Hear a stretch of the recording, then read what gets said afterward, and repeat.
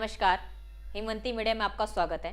मैं हूं आपके साथ सपना शर्मा, हिमवंती स्टूडियो पोंटा साहिब से, अपने सहयोगी अक्षर तेजवान व रुचि पुंडेर के साथ। आज हम आपको हिमाचल की एक ऐसी बेटी से मिलाने जा रहे हैं जिसने प्रदेश ही नहीं बल्कि विदेश में भी अपने माँ बाप का नाम रोशन किया है। मैडम, हिमवंती मीडिया में आपका स्वागत है। कोरोना महामारी से लड़ने के लिए जो वैक्सीन बनाई जा रही है, डॉक्टर आसमा उसी का एक हिस्सा है और अमेरिका की मशहूर कंपनी नोवावैक्स में बतौर साइंटिस्ट कार्यरत है। आपकी मातृभूमि में आपका स्वागत करते हुए हमें अपार प्रसन्नता हो रही है। कोरोना वैक्सीन को लेकर लोगों के मन में तरह तरह की भ्रांतियां हैं, इन्हीं का निवारण आपके द्वारा किया जाना अपेक्षित है। आपसे हमारे कुछ सवाल रहेंगे, कृपया उनकी विस्तृत जानकारी दें। जैसा कि अफवाहें हैं कि कोरोना वैक्सीन को बनाने के लिए मास्क का प्रयोग किया जा रहा है, क्या यह सत्य है या असत्य? मैं लोगों को ये बताना चाहूँगी कि वैक्सीन किसी भी मांस, ब्लड या किसी भी एनिमल प्रोडक्ट से नहीं बनती है। जो लोग वैक्सीन को नहीं समझते हैं उनके लिए जानना बहुत ज़रूरी है कि वैक्सीन एक सेफ़ तरह की मेडिसिन है जो आपकी बॉडी में एक इम्यूनिटी बिल्ड करती है कि ताकि कोई भी वायरस जब आपको इन्फेक्ट करे तो आपकी बॉडी में ऑलरेडी उसके लिए इतनी इम्यूनिटी हो कि आप वो वायरस आपकी बॉडी को कोई इन्फेक्शन नहीं कर सके। हम तरह तरह की वैक्सीन्स बनाते हैं, जैसे कि अभी कोविड की तीन कंपनीज ने 3 डिफरेंट स्ट्रैटेजीज से वैक्सीन्स बनाई है। फॉर एग्जांपल फाइज़र की एक वैक्सीन आई है, एस्ट्राजेनेका की एक वैक्सीन आई है, मॉडर्ना की एक वैक्सीन आई है और नोवावैक्स जिस कंपनी में मैं काम करती हूँ उसकी एक वैक्सीन आई है। तीनों कंपनीज़ या चारों कंपनीज़ की डिफरेंट एक स्ट्रैटेजी है वैक्सीन्स को बनाने की। वैक्सीन बनाई जाती है वायरस को टारगेट करने के लिए, आपकी बॉडी में एक इम्यूनिटी पैदा करने के लिए, ताकि जब वायरस आपको इन्फेक्ट करे आप उससे लड़ सके, आपकी बॉडी में कोई उसके सिम्टम ना हो सके। जैसे कि फाइज़र ने एक वैक्सीन बनाई है, वो एक mRNA बेस्ड वैक्सीन है, जो जैसे कि काफ़ी लोगों ने सुना होगा डीएनए, जो कि आपका जेनेटिक मटेरियल कैरी करता है आपकी बॉडी में। आपकी बॉडी में जो भी फंक्शन होता है वो होता है हमारे जेनेटिक मटेरियल की वजह से। जो भी हमारा जेनेटिक मटेरियल है, mRNA, डीएनए, वो आगे जाके प्रोटीन्स बनाता है। तो जो कंपनीज़ हैं वो डिफरेंट चीज़ों को टारगेट करती हैं। कुछ कंपनीज़ जो हैं वो जेनेटिक मटेरियल को टारगेट करती हैं, जो कि वायरस का जेनेटिक मटेरियल आपकी बॉडी में इंजेक्ट करते हैं इंजेक्शन के थ्रू, और फिर आपकी बॉडी की इम्यूनिटी बिल्ड करती है।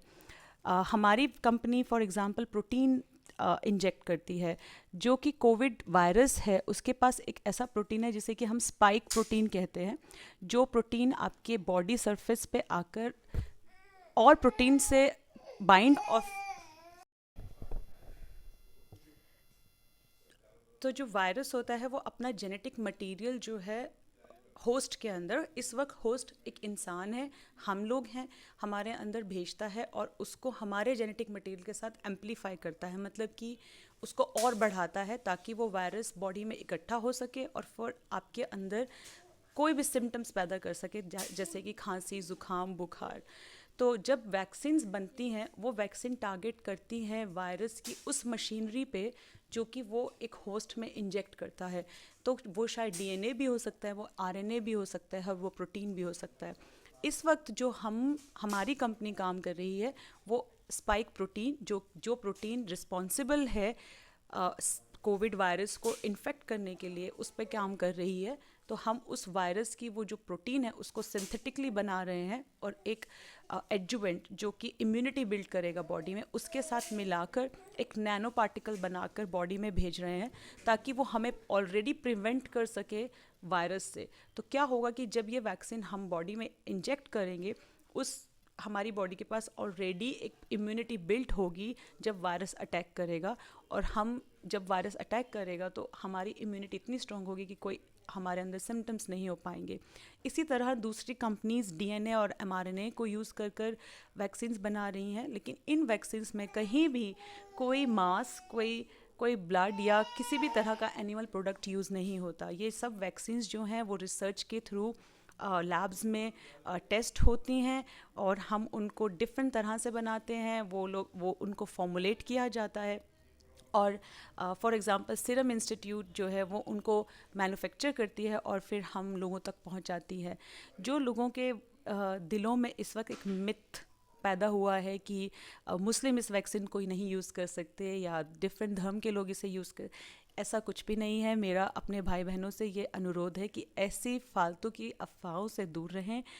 ऐसा कोई भी वैक्सीन में ऐसा नहीं होता कि आप कोई ब्लड या किसी भी एनिमल का कोई प्रोडक्ट यूज़ करते हैं। ये वैक्सीन्स कम्प्लीटली सेफ़ हैं और इनके बारे में आप इनकी कंपनीज़ की वेबसाइट पे जाके पढ़ सकते हैं। उनके ऊपर बहुत सारे आर्टिकल्स, बहुत सारी रिसर्च की जाती है जो कि पब्लिश होती है बिफोर अप्रूवल।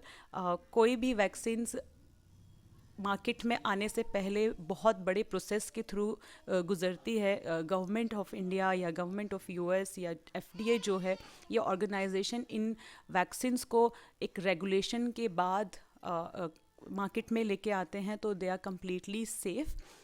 डेफिनेटली हर दवाई का, हर वैक्सीन का एक थोड़ा बहुत साइड इफ़ेक्ट होता है, बट ये वैक्सीन्स ये सब टेस्ट क्रॉस करने के बाद ही मार्केट में आती हैं। तो आप इस चीज़ की अफवाहों को अपने दिलों से निकाल दें कि ये वैक्सीन्स किसी भी धर्म या किसी भी जाति या किसी भी इंसान के लिए रिलीजियसली सेफ़ या अनसेफ हैं।